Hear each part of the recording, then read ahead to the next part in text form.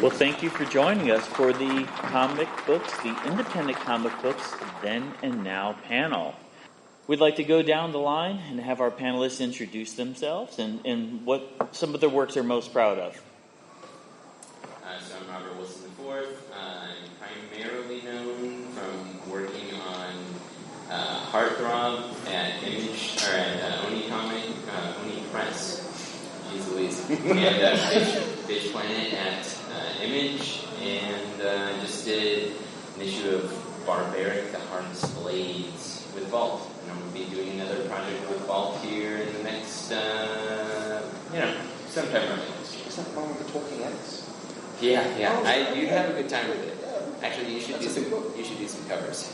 Talk to people. I'll talk to people. Vault actually owe me money, so you should talk to them about that too. That's a long story. I'm Ben Templesmith. I've done comics for like 21 years. A lot of creator-owned and a few things, a little Batman. But I'm most known for doing 30 Days of Night, which was my early book that ended up being turned into a movie. That kind of gave me a career. Spawn, and a book, the best book that I'm proud of. It's a terrible book. It's called Wormwood Gentleman Corpse, which is like a horror comedy type thing. It's like Doctor Who mixed with Hellboy and John Constantine and Monty Python and Blackadder, if you know British. But I'm not British, but I grew up in British.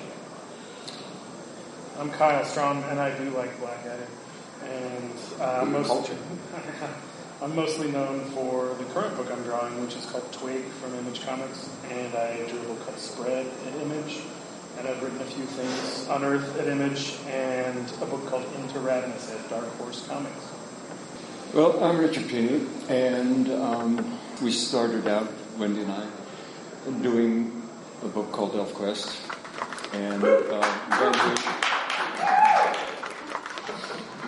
then for Marvel we did a book called Elfquest, and we went to DC and did a book called Elfquest, and now we're doing a book called Elfquest for Dark Horse, and I think we're pretty proud of that. I'm Wendy Pini, and I draw the pretty pictures and I write the little words. I write the big words. And I'm Nayar, the co-host of the StarPodLog podcast, the podcast that I run with my wife, and we talk about classic science fiction, fantasy, and comic books. And this is an all-star lineup, some incredible work. The whole spectrum of independent comics, very different feels, very different styles. And this is an open forum. If you have ideas, if you have questions for the panelists, please raise your hand. We'd be happy to talk about them. But since it's talk about then and now, we'll start at that end of the line. What has changed in the past 20 years, independent comics, when you got into the field, in comparison to what's going on now? That's a big question for me, because I didn't draw my first comic let alone my first published comic, until about 10 years ago. And I feel like already a lot has changed in the last 10 years. I mean, I'm not the person to answer this question, but I feel like the only constant is change. Yeah. You came in when it was already digital stuff. Digital stuff was... Social media existed. Social media was already a gigantic... Uploading files. Yeah. I've been doing comics for 21 years, so first published 2021, technically. So when I first had to do comics, we're all creator-owned. Creator-owned is the key. Independent is a different word, and it has different connotations. And creator-owned also implies control, which sounds like you have control. Creator-owned in comics and image means creator-owned too, and independent, because you're on your own. I started at IDW. They are not me. Their content can be independent. It's not superheroes. But they're actually now, especially now, owned by a giant billionaire. They're actually the third large pillar ownership structure thing. There's very few comic companies that aren't owned by a giant corporation now. But Image is definitely IDW is number one. Image is just the people. The only thing Image owns is the artists. Great. And I've done some Image stuff there. But I used to mail off I used to burn CDs to send my files to America via FedEx. But even then, it's changed since I've done it, obviously. I'm the second youngest creator. You younger. creatively, career-wise. Maybe slightly. Yeah, so I started when Usenet still existed, and there was a thing called message forums, and that was very comic-centric. It was one of the comic-centric message forums, so it broke in that way. And then social media, we adapted. But, we stuck with the same direct market system for a very long time. I'm not sure how you want to talk about what changed, but I can shut up now. It'll evolve. It'll evolve. Yeah, you guys know the real change. Yeah. That's what we should get to. There's a massive change. A thing that was said to be impossible for decades. There was a non-official monopoly on comic distribution through Diamond. Mm-hmm. And for my entire career, which started in about 2005, everybody said, well, that's just the way it is. That can't change. Legal monopoly. Mm-hmm. But because of the pandemic and a couple of other things, that now has dissipated, and Marvel and DC both use other distribution avenues, which is a big deal. That's changed for me because, and Image Comics now is the biggest company that Diamond distributes, and so... Exclusively? Do they do it exclusively? I did not know that. Alright, is Image still exclusive with Diamond? Oh, I don't know the answer to that, but I was afraid at first because I was like, if Marvel and DC leave Diamond, what does that mean? But what it means is now they just push Image. They don't push Marvel and DC like they used to. And Image is on the covers instead of Iron Man or Spider-Man. But wrestling competition is good too. Mm-hmm. But I agree, the one constant, every single time I've had a project come out, I have to reevaluate the landscape of the industry and figure out what are the ways that we can maximize pushing this comic and making money. And it's always different, and I'm always surprised how things have changed. But that's only 18 years of change. You guys know what's up. You know what's up. Oh, Jesus. We're just wondering why we're here. Yeah. You've got the history. Well, you're here because you are well-versed in how it's being done now. All of the options. Not necessarily. First of all, just the question that you asked, what has changed between then and now? And the only answer is every fricking thing that there can be. You didn't have the internet in the 70s? Are you out of your tiny little mind? He's just a baby. Go easy. They're all babies. The internet in 1978 was called fanzines, and it was and Ditto Masters. And we have a StarPodLog magazine where you were in the letter column. Well, there were science fiction. That was our internet. Was magazines. We met through fanzines. We met through the letters pages of Silver Surfer. Of course, that's iconic. Letters pages. The internet was print. Yeah. In those days, and that's what there was, and word of mouth, and fanzines, and if you wanted to pay for advertising, you paid for advertising. You haven't mentioned the date. This was the mid-70s. 1978 when we started. Can you guys out there conceive of 1978? Yeah. Conceived in.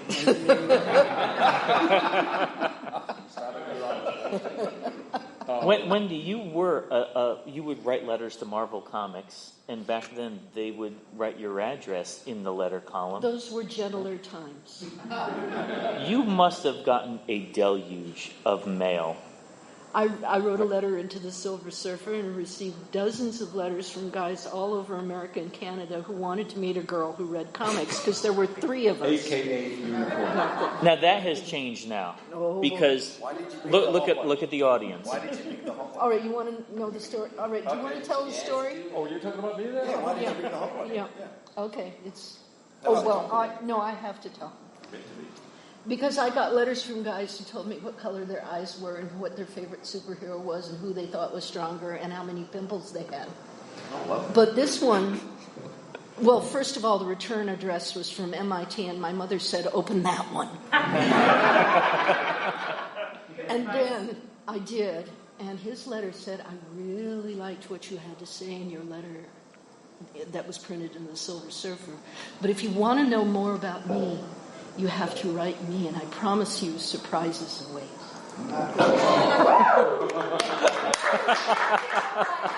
Somehow, without knowing it, I was into marketing even then.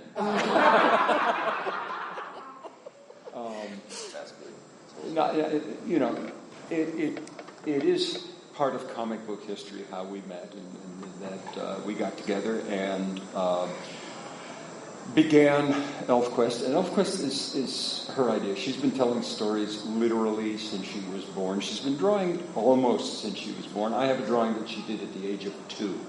And it is elves. It is recognized to be elves. Pointed ears. So she sat me down in 1977, which was a watershed year for science fiction and fantasy because of this little thing called Star Wars, which not only made the stuff that we all loved acceptable to the rest of the world. Part of the reason it was acceptable is it made a ton of money, and that's always a bellwether of acceptability.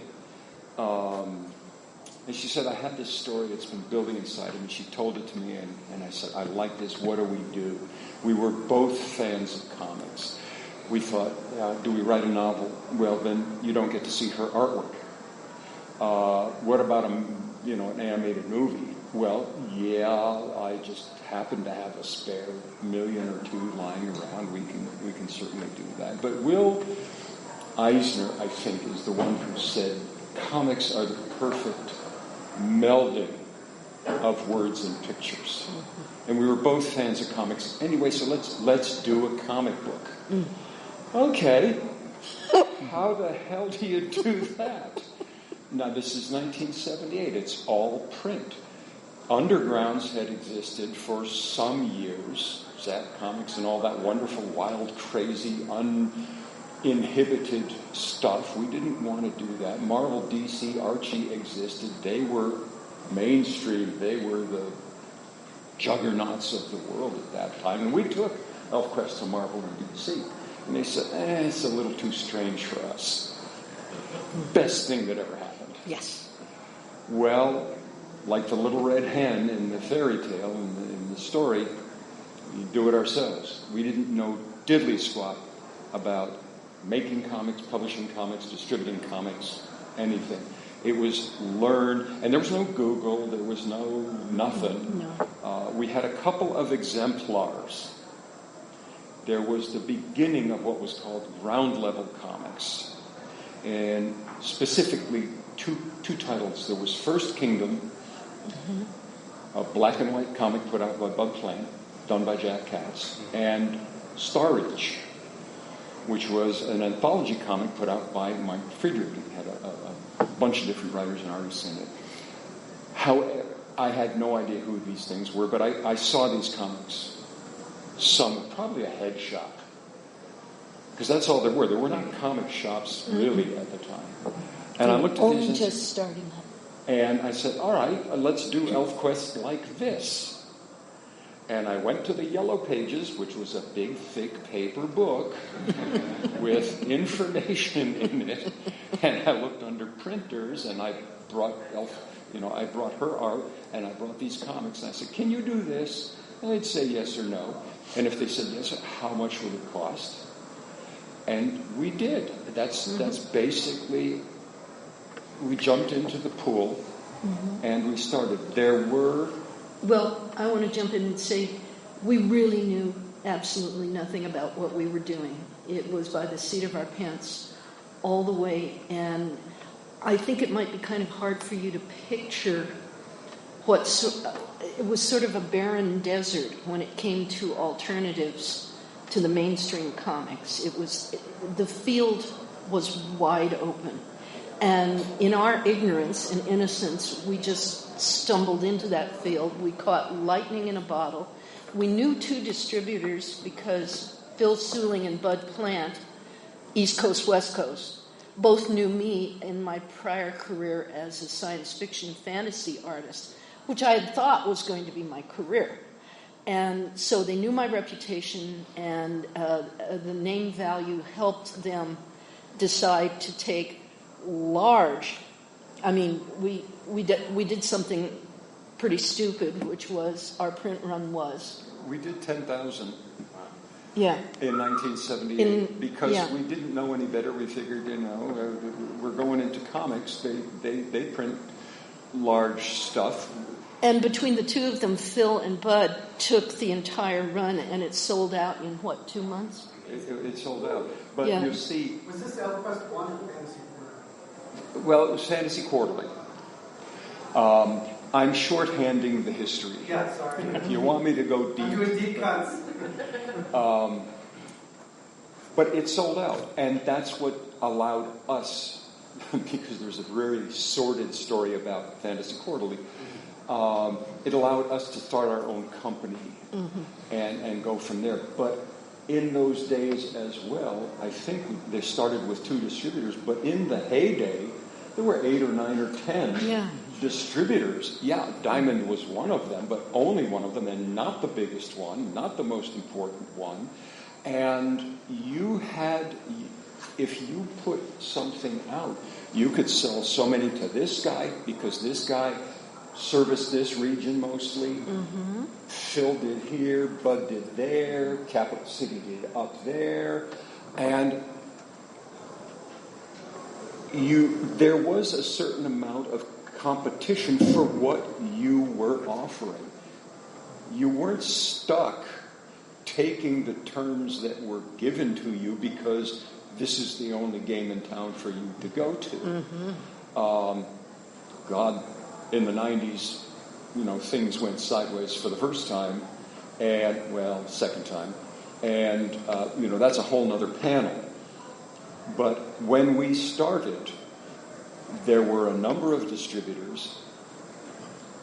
What was out there was Marvel, DC, Archie, and essentially nothing else except for the very beginnings of this independent or ground level or alternative, whatever label you want to put to it, comics that were filling a niche that had gone unfilled for a long, long time, and that now, Lord, it is kudzu. One of the most exciting things about it was that the female audience got discovered. Elfquest is pretty famous for having, from its beginning, a larger female audience than male audience. I think it's about, 45? We did a market survey early on, and 53% of our readers were women, 47 were men. The industry-wide average was 95% men, 5% women. Yeah. So we didn't set out to do any of this. It's all the story and the artwork that was completely different from anything else that was offered. And I think that might be the thing that we're most proud of, because other people have come to us and said, what you did helped me do what I'm doing, without going into details of the what and the where and the why. And we will not take full credit for that, but we will take some. It's interesting, and Ben, you touched on this a little bit. When it comes to your exposure and distribution and who owns the companies, the question comes up: if you're an independent artist, are you truly independent if you are in collaboration with a large corporation, or are you a renegade? Are you a slave to the system? These are questions that come up. It all depends on which one and which arrangements. So what? Exactly. There's multi-layers to it. I know myself, I came into contact with Elfquest because I didn't have comic book stores near me, but I had newsstands. And Elfquest, my first exposure was a Marvel comic. How could Elfquest be a Marvel comic if you went to Marvel and they didn't want you? Well, that's delicious. That's really delicious. Oh, this is delicious. If you look up the word irony in the picture is Marvel. Is Marvel Comics right there. They said to us in 1997, 1977. Yes. Yeah, it's just a little too... Get it right. I'm old.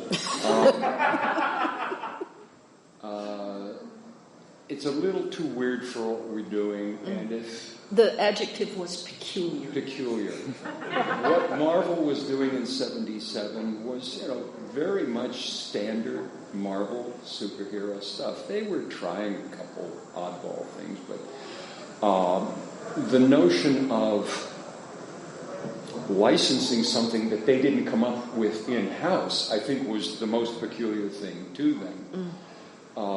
Because we weren't about to surrender our rights to the property. Well, we wanted collaboration. We didn't want... Well, here's the thing. If Marvel had said yes, I don't know that we would have said no at that time, because I didn't know how to be a publisher. I just wanted her to do the work and me to cash the checks that Marvel sent. That was the whole relationship.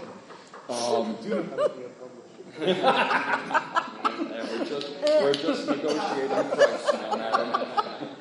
So we began publishing Elfquest ourselves, and at our height, at our peak, we were doing 100,000 copies off the press of each issue. Now, in the mid-1980s, that was comparable to some of the B titles at both Marvel and DC.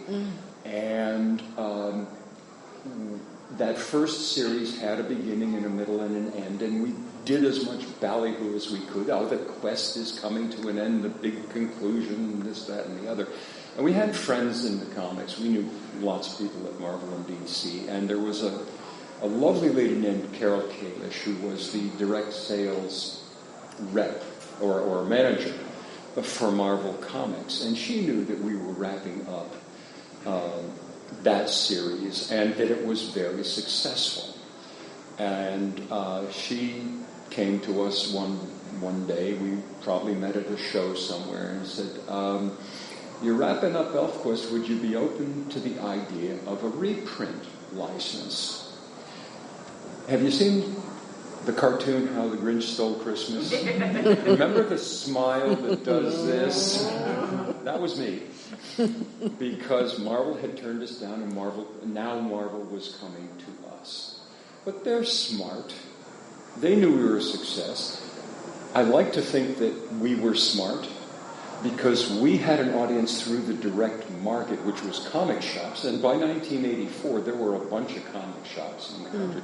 But no way were we getting onto newsstand, and we knew that, my God, there's a whole new audience out there who only know about newsstand, the spinner racks and the grocery stores and all of that stuff. So we shook hands. We're independent. We are not isolationist. If somebody brings a resource to the table that benefits us both, we will work with that person. And I think that is probably the mindset of anybody who gets into this business. Nobody can do everything these days. You can make a comic, and you can put it on the web, you can do this, but you need partnerships if you want any kind of a shot at getting seen, getting successful, and all of that. And the trick is, as I think you were alluding to, the nature of the agreement that you make with your partners. That's the importance. Having the ability to say, yeah, we're done now, at the end, so you can move on to some other better deal. Yes. And you don't get to say, oh, but we own you, or we own your property. And so there's independence, there's creator ownership, there are shades of this relationship. But it is possible to thread that needle and feel really good about yourself, feel really good about your partner, feel really good about what you're doing, and at the end of the day, sleep soundly. And I think that's what's changed a lot in the intervening years, is how to negotiate, how to navigate those waters. Now, oftentimes we consider IDW an independent company, but it's the old school view of what is an independent comic. They started as four guys, kind of Wildstorm, who wanted to do their own thing. They were a creative license company first, and then I was with them for pretty much their first regular traditional format comic, which became a movie. So they got into comics because they thought, we can turn them into movies. That's a little harder. That's luck. But then a few years ago now, they got bought out by a billionaire guy who's also a publisher, but he's responsible. He made his millions, in their billions, from doing all the pamphlets for Broadway shows and going all the hotel lobbies in New York City where I live. That's how he started. His name is Howard Jones. So now they're part of a shell company corporate structure.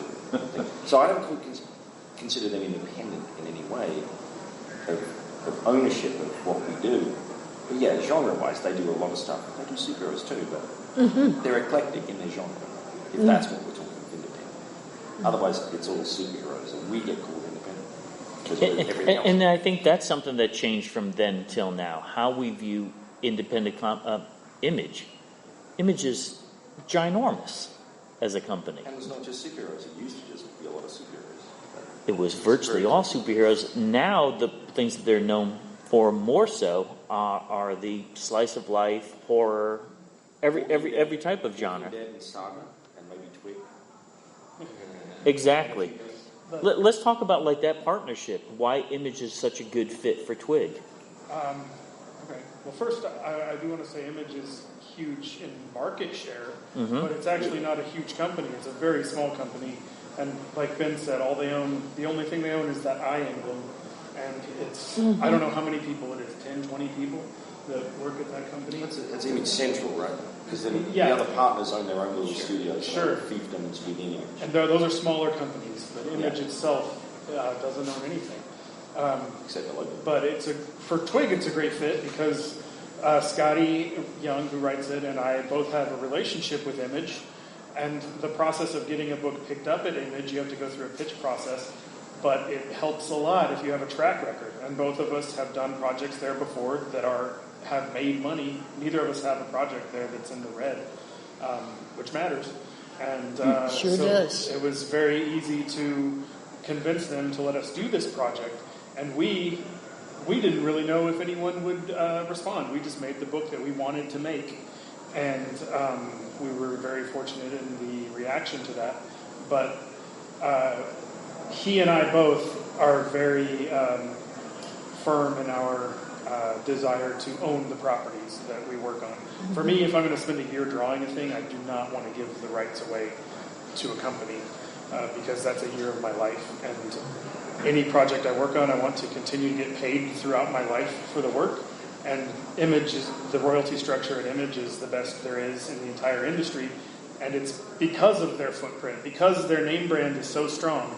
You can say, it's my new Image book, and people will take it seriously in a way that they might not if you go with a different company. And that just means that you will continue to make money. And it might not be... I've had projects that have done really well and projects that we got paid to do them, and the royalties are not great. But we still own all of it, and we all have it we have it going through the media machine, which is luck. You can't... I've had 7 options on one project, but because we own it, we get paid for the option. So we are making money. It just hasn't been turned into anything. Oh, yes. But option money is just nice. It's nice. It's nice. And something, actually, that has changed during my time as a professional is that Hollywood agents were baffled by the fact that a company was not the owner of these rights.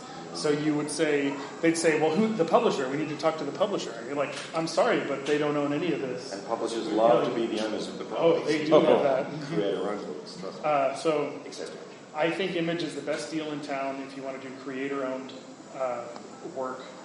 And period. They're literally technically a not-for-profit. They want to make enough to keep the lights on. They take a small percentage, but the rest is you. But on the other side of that, you do the work. Yeah. You have to create a comic, which is hard and takes a lot of time. Yes. And you have to support yourself sometimes while you're doing that. If you don't have the machine running already, You have to pay your bills in other ways while you're making a comic to get it out there. And you're taking all the risk, because if the comic doesn't succeed, then you don't make the money. But if it does, then... That's why it's so much more rewarding, too, than Yeah. being an independent and doing what you want to do and then having the success. It's much more fulfilling, I think, just doing a corporate job. It's scary. It can be That's why very I do it. stressful. Yes. But it is far more rewarding in many ways. Very stressful. I'm 18. Well, let's talk about that. Is when you started out in the 70s. Just previous to that, were you still involved in the arts? Oh, yes. Well, she was. Yeah. I mean, I started my professional career, I think I was 19 or 20 years old. I had been selling my work at exhibitions at conventions, science fiction. art shows. Was that in Red Sonja cosplay or without Red Sonja cosplay? We weren't going to get through this without you bringing that up, were we? All right, let's talk about Red Sonja.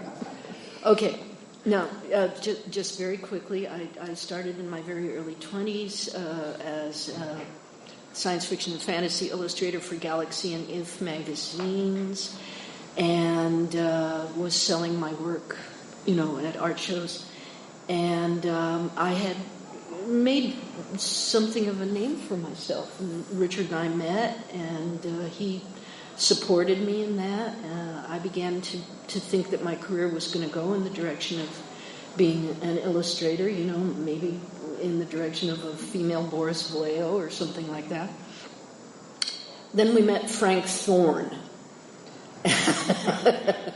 who was the artist and absolute, she was his muse, Red Sonja. He just, never has there been a marriage between a corporate-owned character and an artist creator as there was between Red Sonja and Frank Thorne. He simply lived for that character. So we met him at a convention in Boston, and at the time I was also a semi-professional belly dancer. Yes. So I was in belly dancing shape, as some of you out there in the audience know about being. And Frank noticed this, and he said, we're going to have a Red Sonja look-alike contest in Cherry Hill, New Jersey shortly. You should enter. And so Richard and I put heads together, and Richard went to we built the costume. We built the costume. And it was accurate. He drilled holes in 500 solid steel discs, and I sewed them together so that when the thing was sewed together, it clanked. And so, the contest was held around a swimming pool in a hotel, and I was the one that clanked, so I won the contest. And Frank and I developed a show together called the Red Sonja and the Wizard Show, because he was a magnificent extemporaneous actor. And Richard got involved by doing our special effects and music and so forth. And we traveled around to conventions doing the Red Sonja and the Wizard Show. That's how it happened. And people come up to me this day, with pictures of me and Frank and me dancing or whatever, and they kind of grin and smirk as if they're hoping they're going to embarrass me. But that was really one of the happiest times of my life. Oh, it had to be. I saw you on the Merv Griffith show. It was Mike Douglas. Mike Douglas show. Yes, that's available on YouTube if you just go to YouTube. Go to the Wendy and Richard YouTube. Yeah, search it out. We have a channel on YouTube. Yeah. You can see her stick a sword up Jamie Farr's nose. Yeah. On the Mike Douglas show. And he remembered. We saw him. We saw him just a few months ago. Ago. Anyway. So, But it's part of your legacy. We talk about things then and now. No, it was such the comic convention scene was so different. Totally. Cosplay was not cosplay then. It was just called costuming, and very few people did it. But for me, what Red Sonja did was that because Frank was the artist and the energy behind Red Sonja, and Roy Thomas was the editor, Frank and Roy decided they would invite me to write an issue. So my very first professional comics work was writing an issue of Red Sonja for Marvel. And, that gained me a little bit of notoriety, too. So it meant being taken seriously as a woman in a business where there were extremely few women at the time. It also paved the way because you were well known for doing illustration. You had a name, a beginning of a name in comics. You were certainly known because of Red Sonja. Oh, yeah. And that is what helped when we went to Phil Suling and Bud Plant, who were at that time the two distributors. They knew of her. Yeah. They knew she was a name. They knew she had art credit. She knew she had skills. And they weren't falling over themselves to take the print run of Elfquest, but they were willing enough to gamble. And a thing you talked about, you have to have a day job until the car gets rolling, basically. At the time Elfquest started, I was the one with the day jobs because she was doing full-time art and story. And when Elfquest, I was teaching then, wasn't I? Yes, you I was were. teaching high school. And then a couple of years after Elfquest got started, I went to work for IBM. And there came a time when Elfquest was becoming successful enough that it required enough of my attention, never mind all of hers, but as the nascent editor, publisher, marketer, whatever I was doing, still don't know, it wanted a lot of hours of the day. IBM wanted a lot of hours of my day. I wanted to sleep a few of those hours of the day. And I had to make a decision. Do I stay with a blue chip job that has great health benefits, that pays well, that is assured all of the right things, or do I go with this At the rocket time, that we're riding? we still regarded it as a hobby, though. Well, yeah, In a but way. it started as a hobby, but it was taking on a life of its own. It was the Frankenstein monster coming to life in a very pretty way, but nonetheless. And I agonized probably for the better part of a year which direction to go, but Elfquest won out because we were making enough to cover the rent, to buy the groceries, Keep the lights on. to keep the lights on, and I don't even remember, health insurance wasn't the bugaboo that it has turned into now. I think we had some rudimentary health insurance, but we made that leap. That's a very big step for any creative person to take. Because being independent, as several people have said, means you reap all the reward, but you take all the risk. And it's heady and it's scary at the same time. Yeah, self-imposed deadlines are the hardest deadlines in the world to meet. When you're your own employer, you work harder for you than you work for anybody else. I think it's interesting that you approach this saying this, at the beginning at least, this is more of a hobby than it was a business. Going down the line, starting with Robert, did you ever view it as simply a hobby and not a business? I mean, it definitely, I feel like it almost has to start as a hobby, but it was also an obsession, It was something that I couldn't keep myself from doing. And so I had a day job. I was doing graphic design, and I got fired from that job. But I mean, mostly because I argued with the boss because I don't like, sometimes people in authority are wrong. That was the most diplomatic way I've ever heard that put.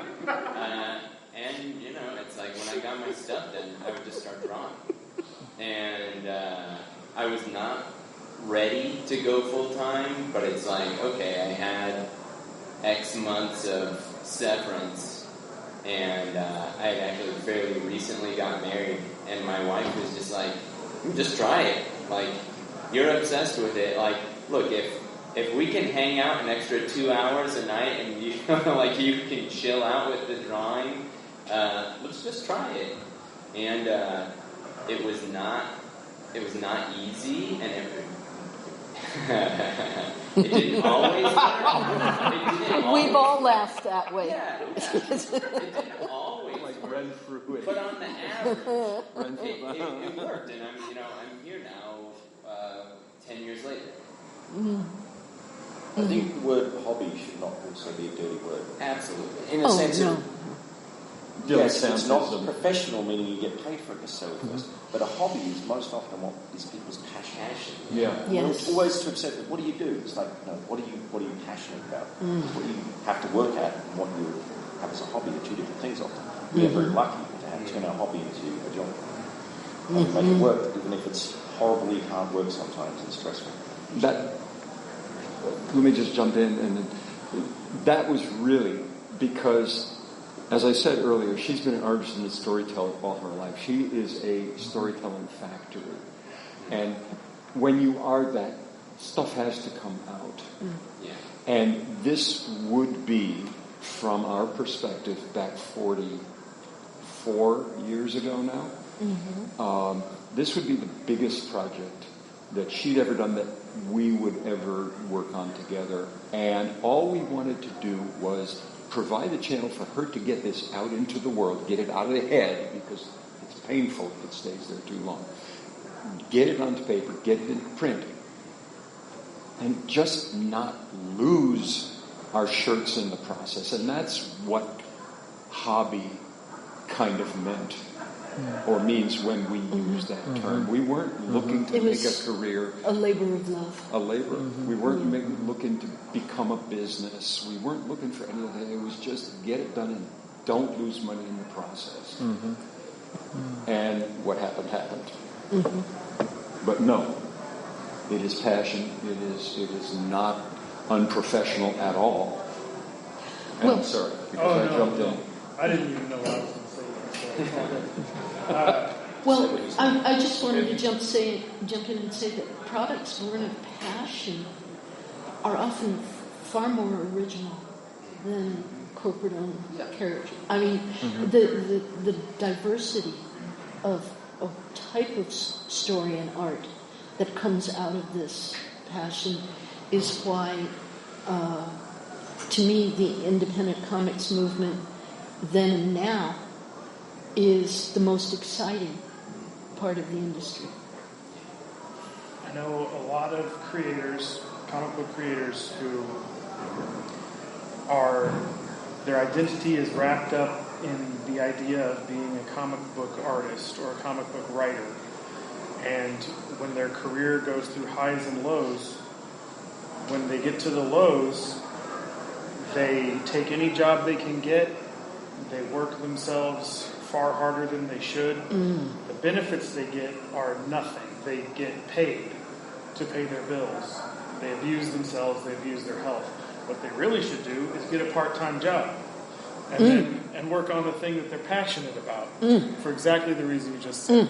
Because then they can check in for a little bit of time, they can get that money, because all they're going to get is the money, but it's the same, and they're not abusing themselves. And then they can put the work in to the thing that they're passionate about, and inevitably that thing will do better for them. Yeah, people can tell when something's passion-based.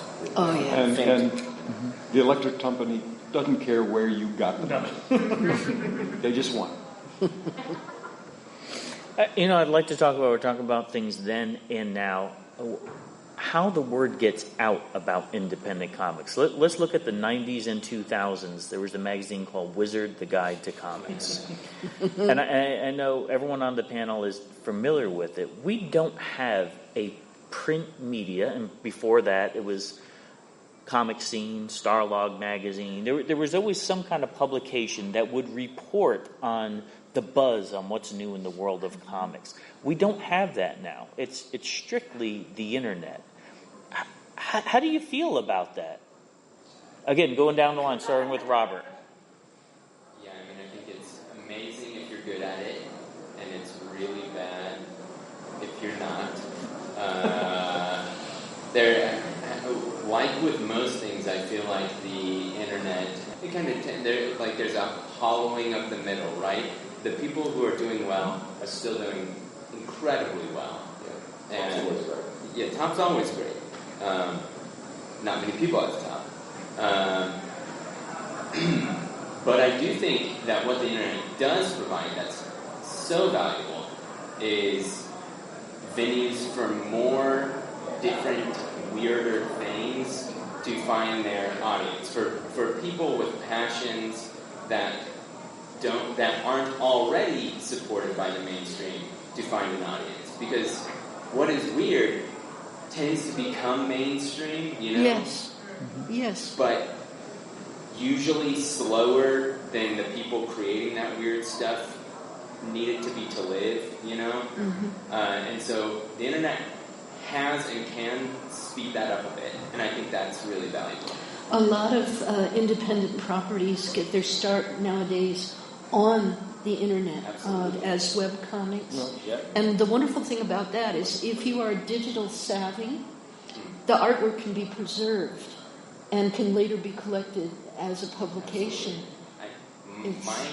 My current favorite comic right now is a webcomic called Kill 6 Billion Demons. Heard of that? Really Tom Bloom is in that room. Yeah, you should. He does it. He should. Honestly, Tom is I think the best example of using the internet to get your idea out. I mean, he does it all himself. It's the #1 funded comics project on Patreon. When he wants to do something, he does it. He did a role-playing game. Yeah, I know. Yeah, We're all going to sign up. Tonight, yeah. Join us tomorrow for our Patreon. No, I don't have a Patreon yet. Let's start one and do it tomorrow. I'm in the habit now of calling Patreon, if you've heard of it, right? I call it a fan club. It's basically, you should treat it like your own fan club. And use it to enable and empower you to create more of what they're already fans of. And if you were going to do it anyway, Patreon is great. That's the exact idea. I just call it my fan club. And then I have to explain what Patreon is to some people. But they understand what a fan club is. It's where everybody pays for it. But, I think Wizard Magazine, for what it did, helped in some ways, but I feel like it was still a gatekeeper because it was still Spider-Man on the cover every month. Oh, yes. And there was a lot of alleged pay-for-play. Oh, yeah. That's Comics Media now. What's that? Palmer's Picks. Palmer's Picks is how I heard about Elfquest. It's how I heard about it still had good stuff in it, I agree. But I think it being gone and webcomics being a thing, I think there are people who start a webcomic who are completely removed from what we call the comic book industry, the Marvel, DC, and they don't even care. And they have millions of fans, far more than people who read Spider-Man. And they're just completely uninterested in all of that, and they don't need any of it.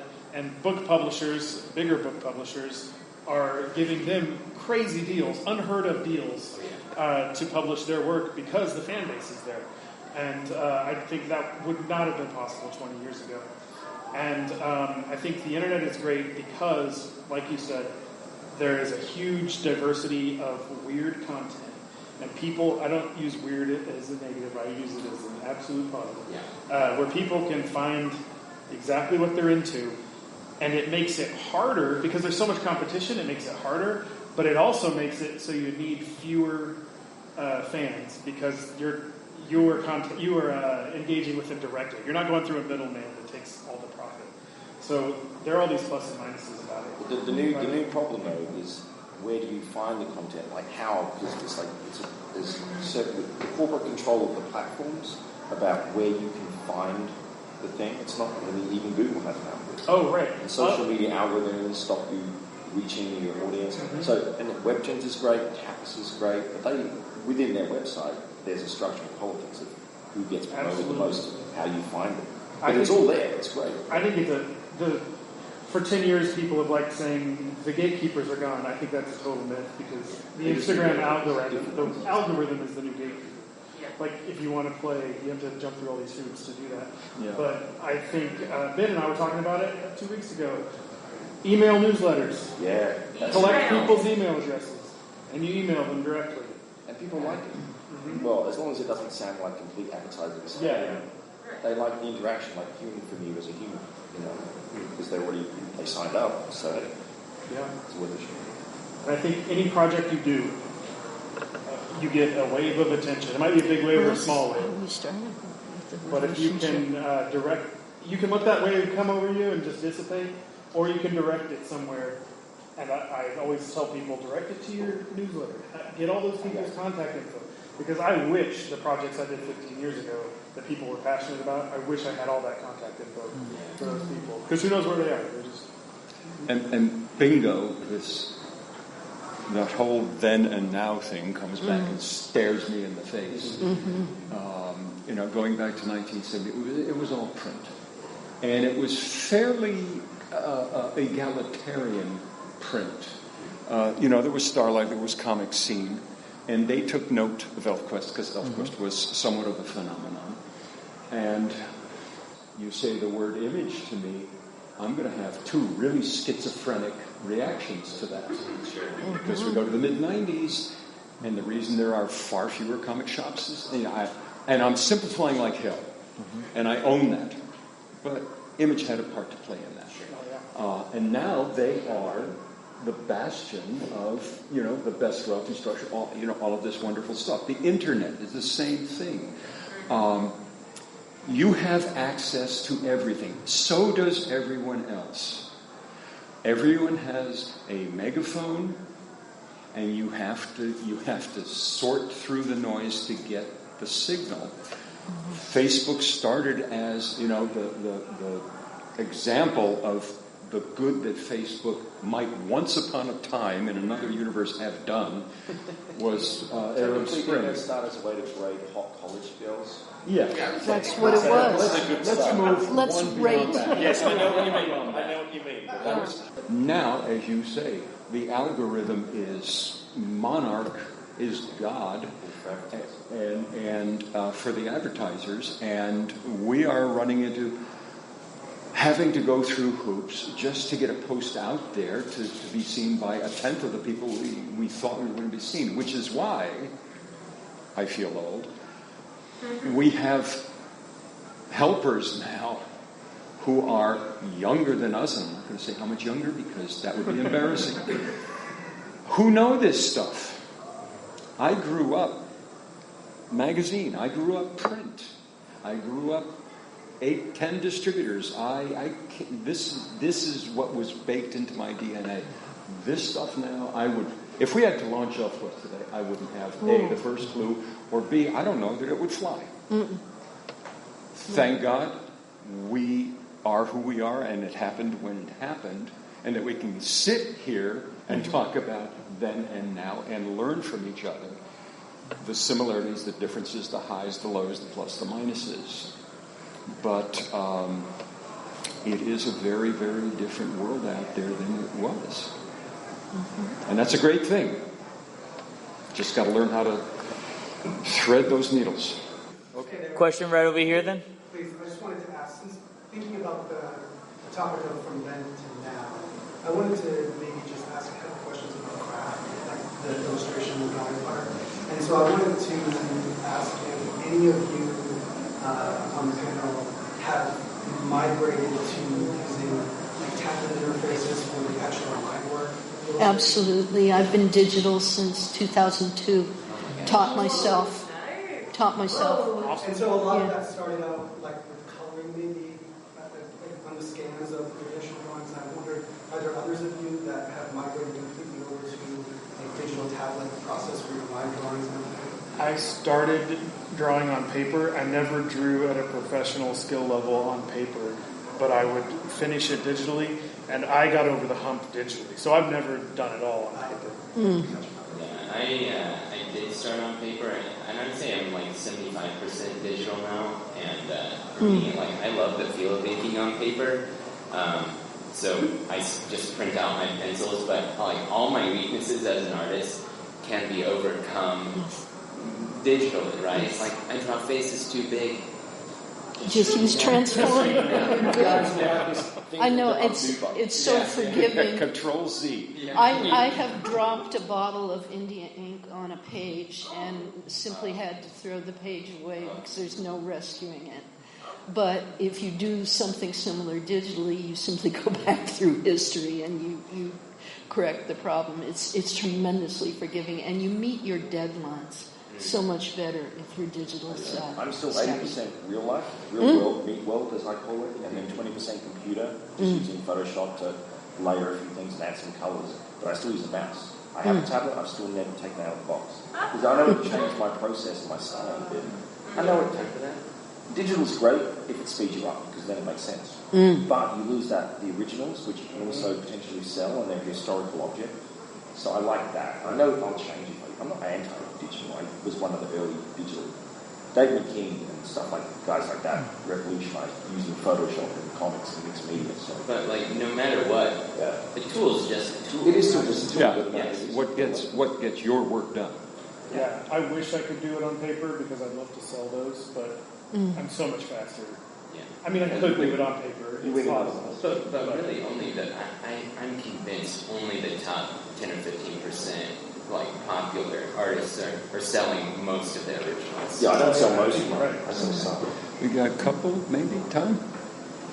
Yeah, real quick. So I think you were talking about people getting involved through Elfquest. I probably would not be making comics today if not for Elfquest. So first off, thank you so much. I actually became acquainted with it through my best friend, Jennifer Harrison, as you know, a very large female audience, and where I guess then as opposed to now, we came into it through like the Chin Library, where you had just like, your 8 graphic novels, one of which I still have, by the way, it's falling apart. But like, my question is that still a thing, like as far as comic, graphic novel distribution to libraries? How did that happen? We love print. I love print. I'm a bibliophile.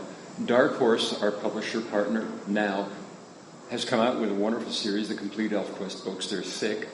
Those go into libraries. They're excellent. They're Thank downstairs. you. But libraries are houses of books. And we push Elfquest any direction we can. We're very happy to have Elfquest be in print so that it can go. And we have seen Elfquest in libraries. So to one degree or another, it is still going on. And we love that and we support it. Mm-hmm. Well, we have is one. there like a list, or like you have to approach the libraries individually? Is something the publisher does? I think that a library's patrons are the ones to say to the library, we would love you to have Elfquest in here. Oh yeah. It's very local. Quick. Yeah, I was curious what you guys felt about crowdfunding and how that has changed, like how that's changed the kind of comics being made, how it's changed the way publishers. Freedom. Yeah. It's giving competition against corporate people. Gives you leverage as a creator. It allows you to keep control. Not that this is comics, but we just launched the Elfquest audio movie. We did that entirely on Kickstarter so that we were not beholden to an Apple or a Spotify or an investor or anything, and we got to do it exactly the way we wanted to do it. So 100% crowdfunding. You've got to be good at it. You have to do it right. But it is a thing that would never have been thought of 10 years ago. But the dream, they've achieved it, to own a property that you can republish your entire life. Oh yeah. I'm a big believer in recycling. You repackage it. In comics, people don't think about it that way, but how many times have you bought the same album or you bought the new version of a DVD? But if you own the comic, then you can just keep putting it out because there's a new generation over and over. That is true. The audience turns over. Yeah. And we just want the work. We just want to tell the damn story. That's what it was in 1977. That's how it is in 2022. We just want to get the story out there, and we'll do it any which way we can. With with regard to the audiobook movie, like to go from a medium like comics, which is so visual, and then translate that into something that is entirely auditory. Like, what's the process? What changed? I wish you had been at our panel yesterday. Our panel was entirely about that. Very, very quickly, Elfquest has been an audiobook, and that's somebody reading the words from the page. Mm-hmm. We were approached almost 3 years ago now to do a dramatization, and you've all heard dramatizations. There was one for Star Wars, there was one for Hitchhiker's Guide, and they have voice actors, they have orchestral scores, they have wonderful staging, such that, and that's what this is, such that if you put the headphones on and you close your eyes and you play the thing, you see, your brain makes the movie, and it's yours. And it's yours alone, and that is the wonderful thing about it. And that's why we're so, excited. And again, to keep it independent, to keep the production the way we want it. That's why we did crowdfunding. So there you go. Well, thank you again for joining us. I know all our panelists will be at their respective tables answering more questions, signing, and obviously selling.